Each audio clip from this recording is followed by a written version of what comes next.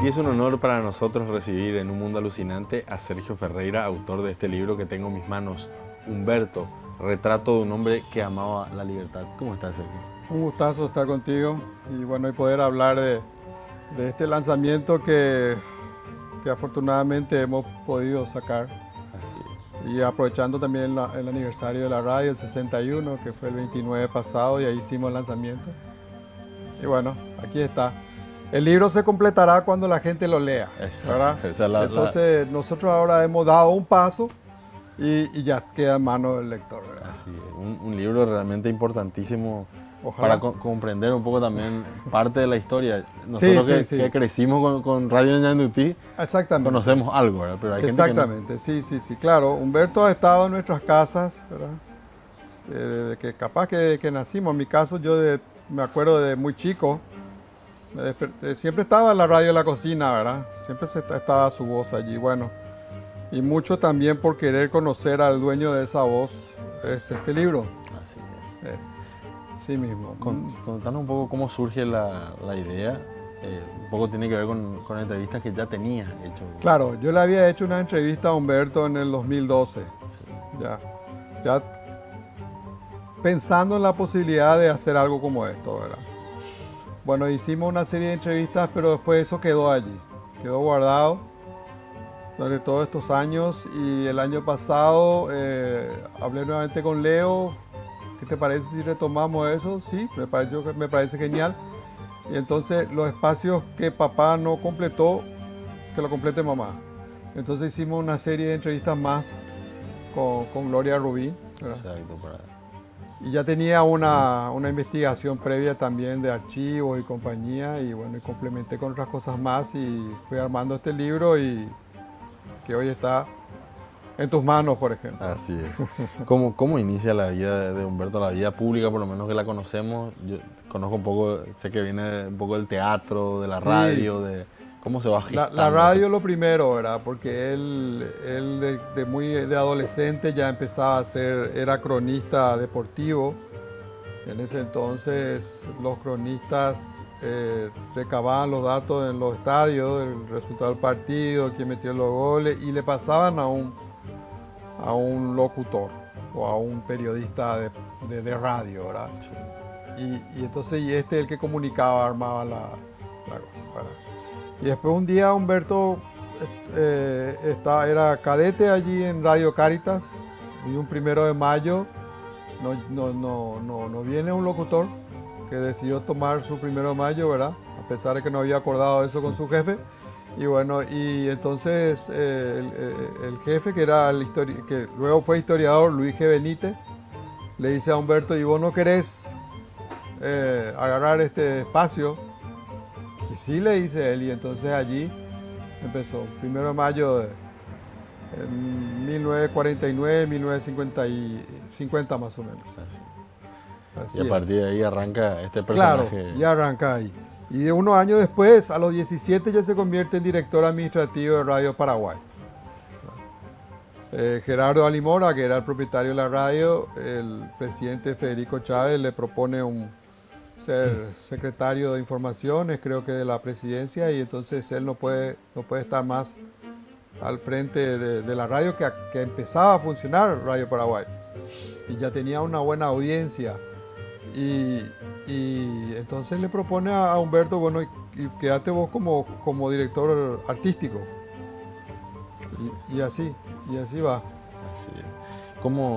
¿En qué momento él toma esa decisión de fundar Radio Ñandutí? ¿Cómo se gestó también? Bueno, él después va a Uruguay, exiliado, un autoexilio a Uruguay, y allá entra en la radio Carve, una de las principales radios hasta ahora en el Uruguay, una radio muy importante ya en aquel entonces. Y allí es que él desarrolla un rol más profesional en la radio, ¿verdad? Después se casa, se va a vivir a Buenos Aires, se aleja de la radio, y Juan Bernabé de Radio Comunero lo encuentra en Buenos Aires y le dice: ¿por qué no venís vos a trabajar conmigo en Comunero? ¿Qué estás haciendo acá? Tienes que hacer radio, lo tuyo es la radio. Entonces vuelve a Paraguay y poco tiempo queda en Comuneros y después tiene la oportunidad de abrir una radio porque una licencia quedó en blanco. El dictador había eliminado una radio, ¿verdad? Y entonces, y Humberto, que su socio era Teófilo Escobar, el cantante, deciden juntos fundar una radio y se asocian con el coronel Pablo Rojas y así forman Ñandutí. ¿Qué año fue eso? 1962. 1962. Claro. Muchísimo. La radio empezó a funcionar el 29 de noviembre de 1962. Y a partir de ahí toda una historia, porque con Humberto es como que se funda todo un estilo de periodismo. Así mismo, claro. Ese es el legado de Humberto, ¿verdad? La radio al comienzo no es como la que conocemos actualmente o lo que fue, era una radio más de entretenimiento, más de concursos, de música, de espectáculos musicales, incluso en su fonoplatea propia, porque en aquel entonces las radios tenían su propia fonoplatea de donde se hacían espectáculos musicales. Y también radioteatro, ¿verdad? Todo eso. Y después, recién en los 70, es que empieza a transformarse Ñandutí. Primero a la mañana, en el 72, Humberto comienza un programa llamado Super Onda, que era un programa que se extendía toda la mañana y que era muy variado y sobre todo informativo, ¿verdad?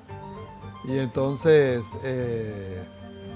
y allí ese programa luego se convertirá en Franja Roja, ya después de la reapertura de la radio en el 89, ¿verdad? Y también en ese entonces, o sea, unos años después, mejor dicho, Humberto decide que no haya más música, porque no tenía sentido con la calidad del sonido de la FM, que ya en ese entonces había varias FM, que no tenía sentido la música, ¿verdad? Sonaba. Sí, no sonaba bien, ¿verdad? Entonces, y además le estaban quitando espacio a hacer más notas, más entrevistas, y entonces Ñandutí estaba agarrando ya ese estilo informativo de radio, ¿verdad?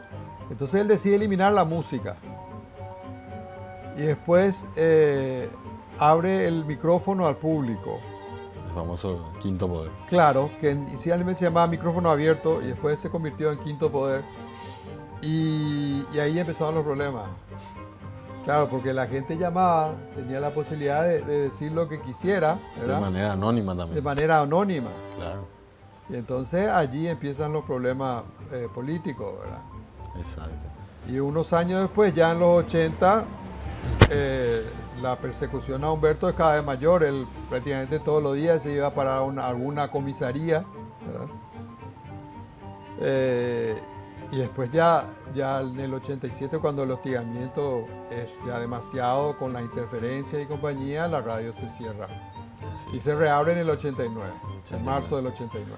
Exacto. Todos tenemos en la cabeza esa imagen de Humberto el día después del golpe, cuando amanece y festejando con la gente en la calle, es muy simbólica también. O sea, claro, yo arranco el libro con esa imagen, ¿verdad?